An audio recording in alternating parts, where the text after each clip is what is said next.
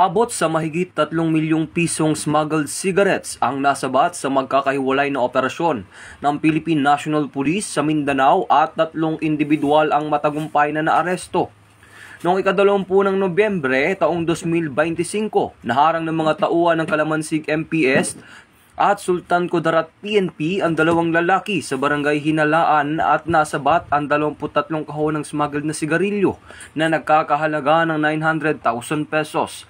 Habang sa Tawi-Tawi na kumpiska sa operasyon ng otoridad ang 11 master cases na pinaghihinalaang smuggled cigarettes sa Chinese Fair sa Bungao na nagkakahalaga ng 1.2 million pesos. Samantala, naharang din ng pulisya ang isang individual sa barangay Correo, Lanao del Norte na may dalang smuggled cigarettes na nagkakahalaga ng 840,000 pesos sa tulong ng isang tip mula sa informant.